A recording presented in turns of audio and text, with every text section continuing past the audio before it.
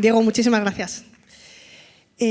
Bueno, pues voy a explicar esos 7 cosillas que me piden mis clientes y yo digo que nanay.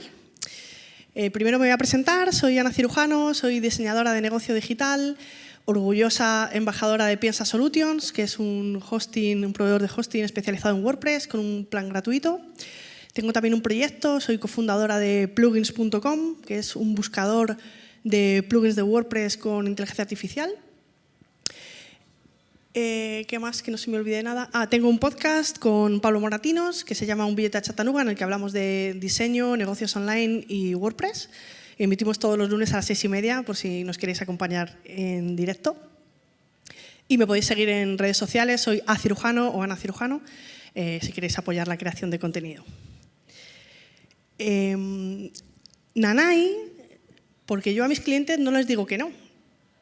Si un cliente me pide algo, si acaso le digo que nanay, pero nunca digo que no a mis clientes. Si les tengo que decir que no, entonces es porque no son mis clientes, ¿no?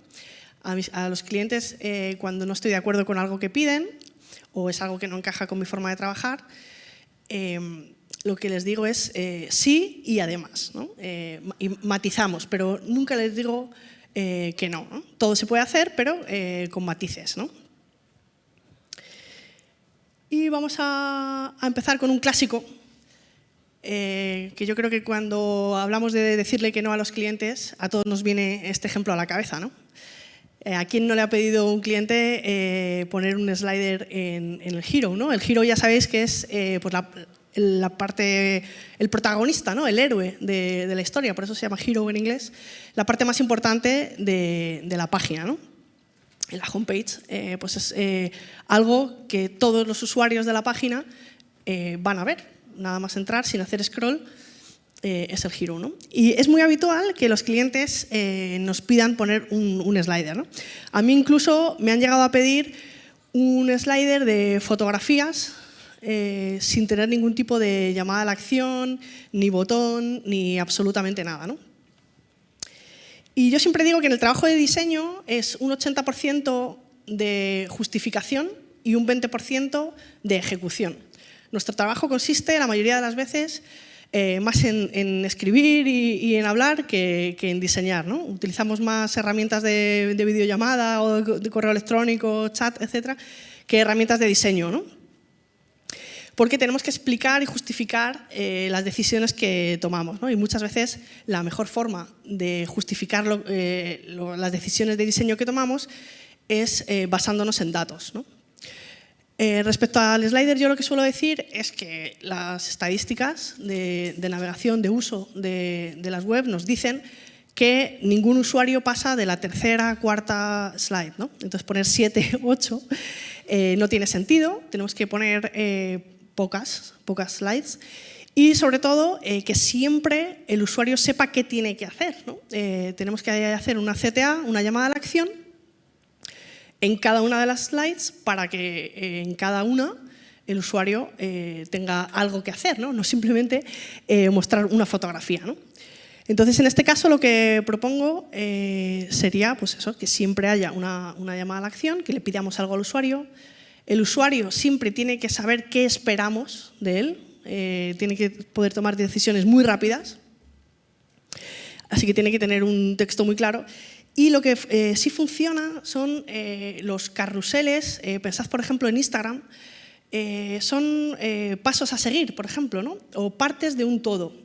Cuando son slides que son independientes una de otra, es difícil que el usuario haga clic para ver la siguiente. Es más fácil que el usuario haga clic para ver la siguiente cuando forma parte de una secuencia de un todo, ¿no? De algo que estés contando. Pasos o partes de una misma historia que estamos contando, ¿no?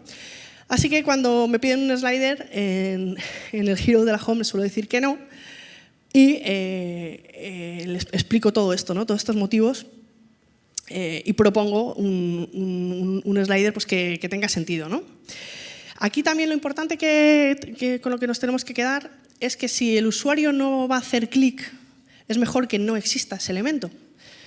Esto lo vamos a ver en otros ejemplos de otras cosillas que me piden los clientes. Porque es una premisa que tenemos que cumplir siempre en diseño web. Si hay un elemento en el que el usuario no va a hacer clic, es mejor que no exista, porque está compitiendo en importancia, en visibilidad, con los otros elementos que sí queremos que el usuario use. Con lo cual, tenemos que ahorrar siempre en elementos como si nos costaran, ¿no? Porque al usuario le cuesta carga cognitiva. Esto es muy importante, ¿no? Otro clásico que todavía hoy se sigue viendo en muchas webs, ¿no? De muchos clientes, que nos piden que pongamos los iconos de redes sociales en la parte superior de la página, en el header. Aún hoy se sigue pidiendo mucho. Esto es algo que hay que evitar a toda costa porque ya sabéis que los iconos de redes sociales son un punto de fuga en nuestra web. Otra cosa es que sean iconos de compartir. Podemos poner iconos de compartir. Sobre todo es muy útil el botón de compartir en WhatsApp, que es la mayor forma de compartir contenidos hoy en día. Se lo pasamos a nuestros grupos de WhatsApp, a nuestros contactos de WhatsApp. Entonces está bien que podamos poner un botón de compartir, nada más entrar en el artículo para que sea fácil de compartir, pero nunca un botón para que se suscriban a nuestras redes, nada más entrar, porque se van a ir sin tener que comprar, ¿no? El usuario lo que queremos es que esté en nuestra web y no en redes sociales, ¿verdad? Entonces, bueno, pues lo que se recomienda es ponerlo en el footer, lo más abajo posible, y si pueden tener, en vez de tener el color de cada red social, podemos poner nuestro color corporativo, o unos grises, unos negros, para que no destaquen por encima de nuestro contenido, pues mucho mejor, ¿no? Esas serían las recomendaciones. Otro clásico que hay que gestionar con los clientes, ¿no? Formularios con muchos campos. Hoy en día a nadie le gusta rellenar formularios, ¿no? Es muy tedioso. Tenemos que partir de la base que a nadie le apetece rellenar un formulario. Entonces tenemos que ponerlo atractivo. Pero hay veces que los clientes nos dicen, bueno, es que yo necesito pedir el teléfono porque yo vendo por teléfono. Entonces, si no pido el teléfono, no me sirve de nada el formulario.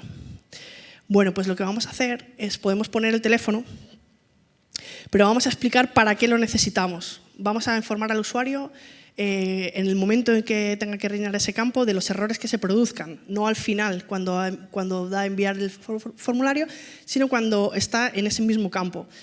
¿Qué campo necesitamos que rellene? Y explicar, ¿no? Necesito el teléfono para llamarte, poner visible, o sea, de una manera muy visible los datos que son opcionales, para que sea de un vistazo rápido sepa el usuario qué tiene que rellenar sí o sí.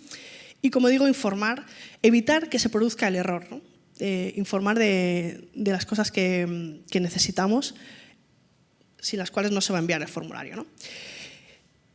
Entonces, a la derecha propongo un formulario muy sencillo, pero bueno, ya os digo que cuanto más expliquemos al usuario por qué queremos el dato, mejor, ¿no?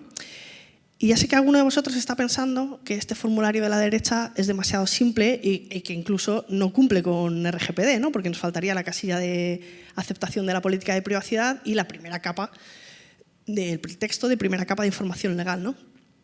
Sí, pero eso lo vamos a poner solo cuando el usuario haga clic en el formulario.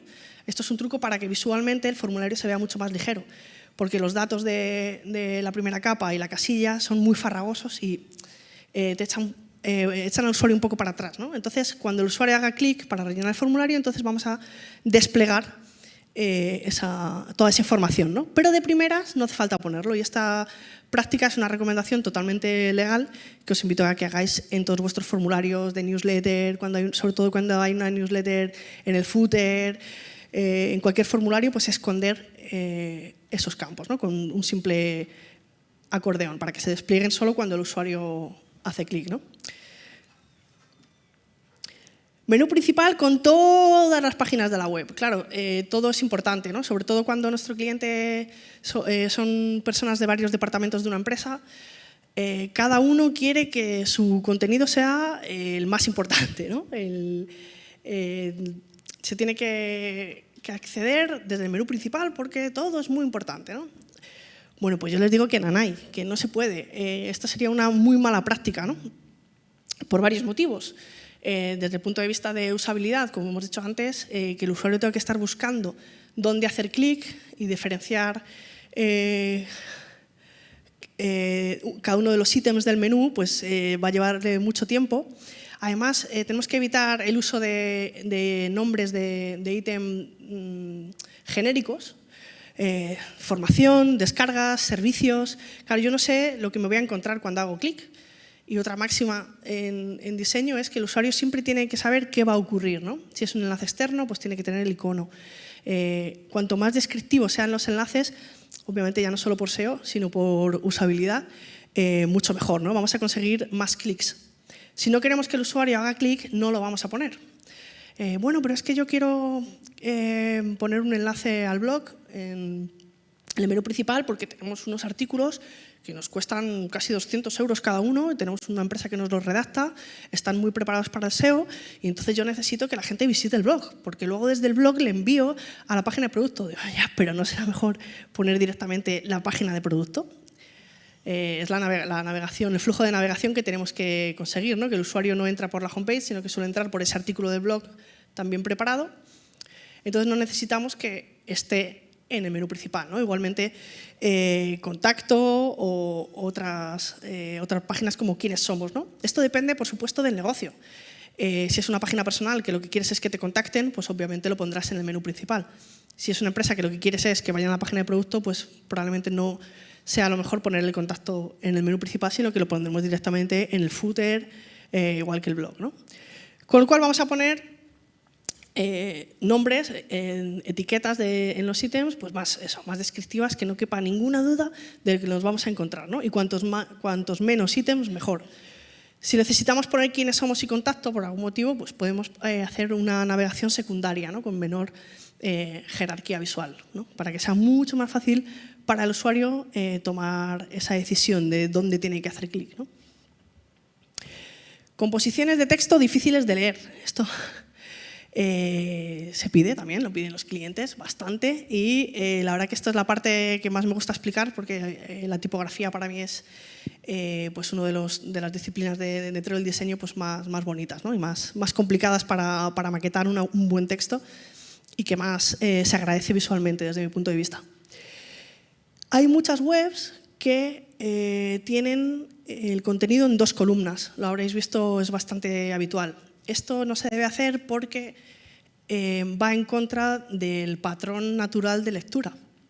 Cuando vemos este diseño, lo que pretendemos es que el usuario lea primero la columna 1 de arriba abajo y después suba a la columna 2 a leerla, ¿no? Otra vez de arriba abajo. Eso es un patrón que no es natural. Incluso en muchas ocasiones hasta hay que hacer scroll para llegar abajo, y después tendríamos que hacer scroll para leer la columna de la derecha. Esto es un patrón de diseño que hay que evitar a toda costa. Solo hacemos columnas cuando la cantidad de texto es muy pequeña, ¿no? Que se pueda ver de un vistazo. Pero no podemos obligar al usuario a que haga ese patrón porque no es natural. Igualmente, cuando tenemos 2 columnas, por ejemplo, como veis aquí, que es la columna a la derecha es una sidebar, que es de un tamaño menor que la columna de la izquierda, el usuario lo que interpreta es que el contenido de la izquierda es el contenido principal y el contenido de la derecha pues, tiene menos importancia, ¿no? Muchas veces lo que hacemos con esta columna de la derecha es que los contenidos que están en ella destacan más que el contenido principal. A veces nos puede interesar que sea así, si tenemos pues, alguna CTA para suscribirse a la newsletter o algún anuncio o un enlace de afiliado. Nos puede interesar distraer al usuario de la columna principal para que vea la sidebar, pero tenemos que tener muy claro que esa sidebar, esa columna más estrecha de la derecha, va a distraer la atención, ¿no? Y si lo que tenemos en la columna de la izquierda es una descripción de producto y más abajo tenemos una CTA para comprar, pues tenemos que evitar a toda costa que se nos distraiga el usuario en la columna de la derecha, ¿no? Entonces, bueno, sí, pero con matices. Y lo que sería correcto sería no hacer pensar al usuario, poner directamente una columna, una cosa debajo de otra y ya está, ¿no? Facilitarle al usuario lo máximo posible ese patrón de lectura normal, ¿no? Como solemos leer de izquierda a derecha, de arriba a abajo. Y hasta que el usuario no tenga que plantearse qué tiene que leer primero o cómo tiene que hacer el scroll, ¿no? Y aprovecho para comentar también que jamás se justifican los textos en la web ni en el correo electrónico, ¿vale? Justificar los textos no es accesible y no hay que hacerlo bajo ningún concepto. Eso sí que es un no rotundo, un nanay, pero con mayúsculas. Abuso del color corporativo. Esto, bueno, os habrá pasado también muchas veces, ¿no? Esto, bueno, la verdad es que le he pedido a ChatGPT que me hiciera la imagen para no tener que hacerla yo como con los wireframes que habéis visto antes. Y le he dicho, diseña una interfaz en la que se abuse del color corporativo. Y fijaos lo que me ha hecho, ¿no? Yo creo que mis habilidades con creación de imágenes con IA generativa pues no es muy...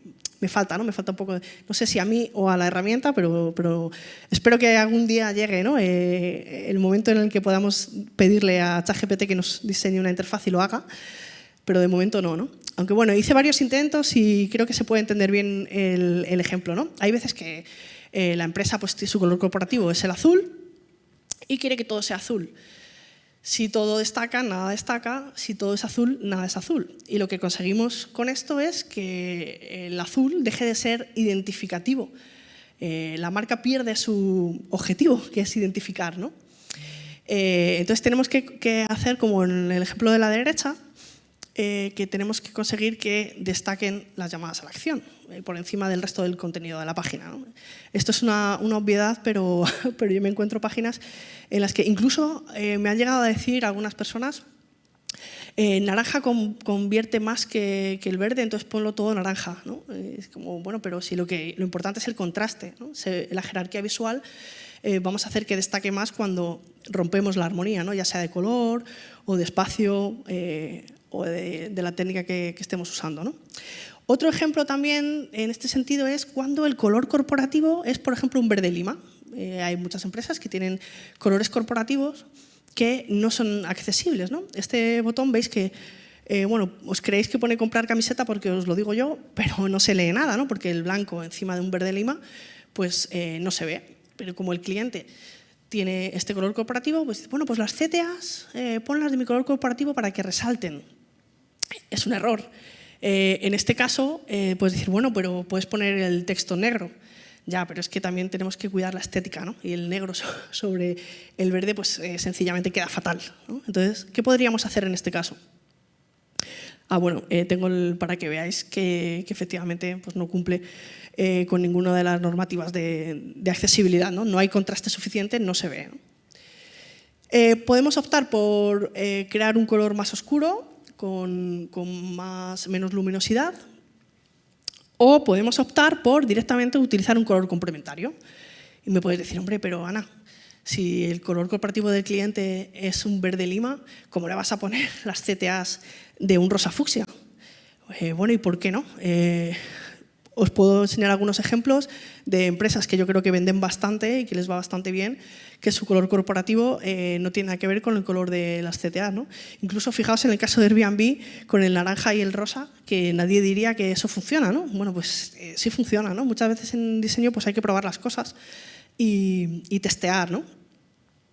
Y ver si funciona o no funciona. Si realmente el usuario hace clic o no hace clic, ¿no? Podemos utilizar Google Analytics, mapas de calor, para ver estos comportamientos, ¿no? Y si tenemos que poner rosa fucsia para que contraste y esto funciona y el usuario hace clic, pues fantástico, ¿no?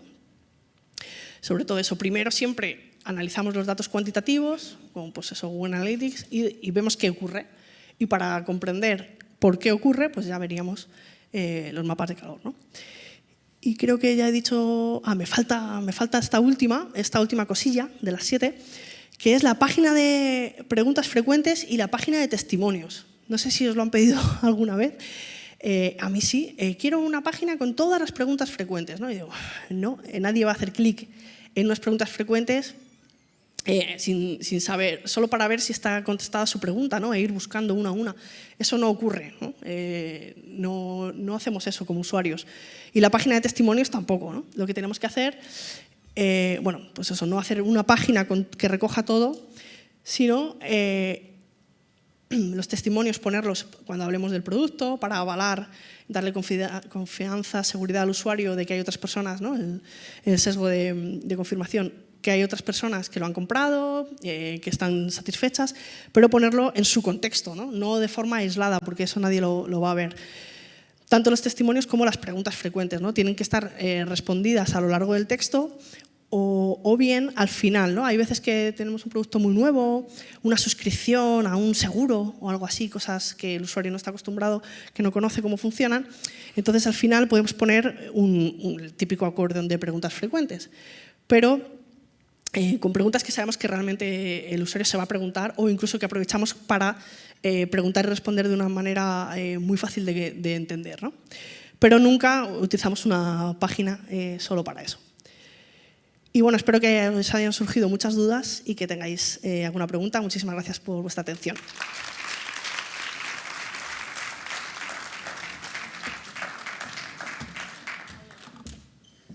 Muchísimas gracias a Diana, conceptos súper interesantes. Y ahora ya tenemos dudas. ¿Vas a tener suerte o no? Espero que sea fácil. Bueno, no lo sé. Todas estas prácticas uno las quiere llevar a cabo con el cliente, ¿no?, para que su proyecto tenga éxito, pero llega un momento, o crees que, no sé si te ha pasado, o en qué momento dirías que con ciertos clientes, ¿no?, su ego puede ser más grande que tu paciencia, ¿no?, y diga, mira, vale, voy a ponerte las 10 fotos en el slider, te voy a poner formulario con 10 campos, voy a acabar con este proyecto, cobrarlo y pum, pum, ya Dios. O sea, ¿en qué momento dirías que bueno, hay que decir basta? Sí, lo antes posible. O sea, no te compliques mucho la vida. Es verdad, yo creo que hay que explicarlo porque es que hay cosas que si no las explicas no tienen valor ni siquiera, ¿no? Porque nosotros tenemos muy claro por qué tomamos las decisiones como diseñadores, o debemos tenerlo, ¿no?, porque hemos visto los datos y podemos defender la propuesta. Pero si no lo explicamos al cliente, no lo va a valorar, ¿no? Va a parecer que es pinta y colorea. Y sin embargo, todo tiene muchísima justificación. Pero llega un momento que, oye, que si lo quiere ver de fosforito, pues ya está, fenomenal, ¿no? Ahora, seguramente se te quiten las ganas de trabajar con ese cliente y ya no hagas ningún proyecto más, ¿no?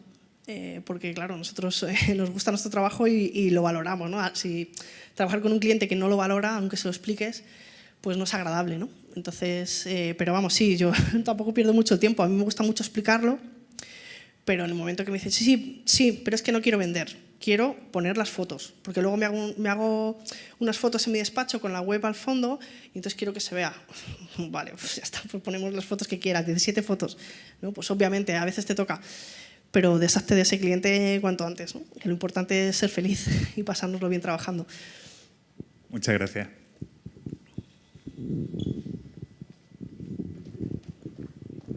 Hola, Ana. Gracias, como siempre, genial tu charla. Tengo una duda, estábamos comentando con Iván. ¿Cómo haces para solucionar el tema del formulario de no mostrar la casilla de verificación y la primera capa? ¿Que es un formulario condicional? ¿Utilizas? Es un acordeón. Lleva JavaScript. Vale. Es un script que se coloca y funciona. Yo no lo hago, suelo colaborar con desarrolladores y no lo hago yo, ¿no? No hago yo la implementación, pero siempre hago ese diseño para que simplemente va con JavaScript. Yo creo que merece la pena en ese caso.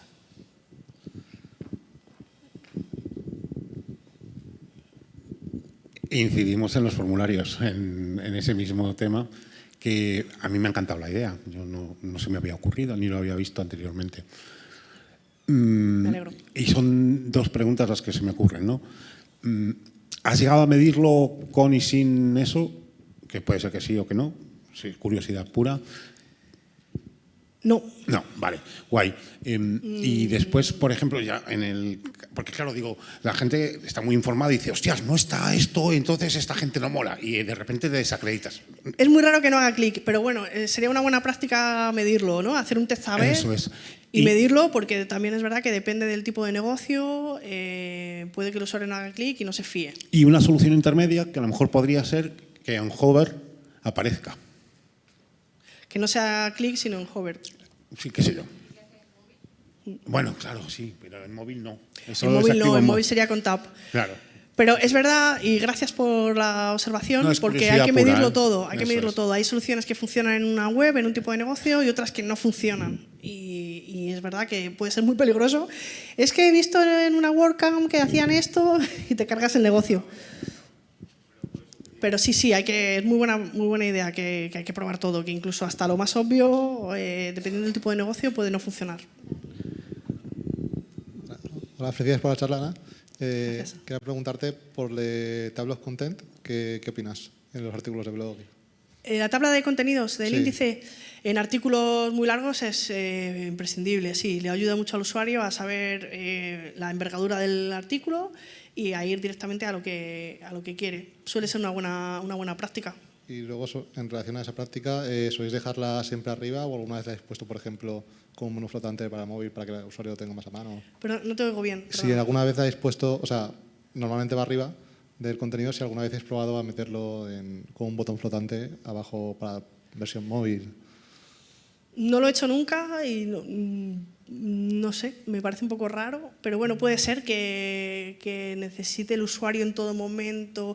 A ver, sí lo he hecho a veces cuando estaba dando en una web de la administración, tenía que dar una especie de instrucciones para descargar un documento y ahí sí que no era exactamente una tabla de contenido, sino que eran las secciones y los pasos que había que dar para poder cumplir para solicitar una subvención. Y es verdad que ahí siempre estaba sticky, ¿no? El índice de contenidos, digamos, ¿no? Las diferentes secciones. Sí puede ser una buena práctica. En móviles probablemente no, pero en escritorio sí, Yo pensaba seguramente. más que nada para que desde el móvil a lo mejor fuera más accesible y no estés haciendo hacia arriba. Hacia Depende del abajo. número de ítems. Habría que ver el caso concreto. Gracias. A ti, por la pregunta.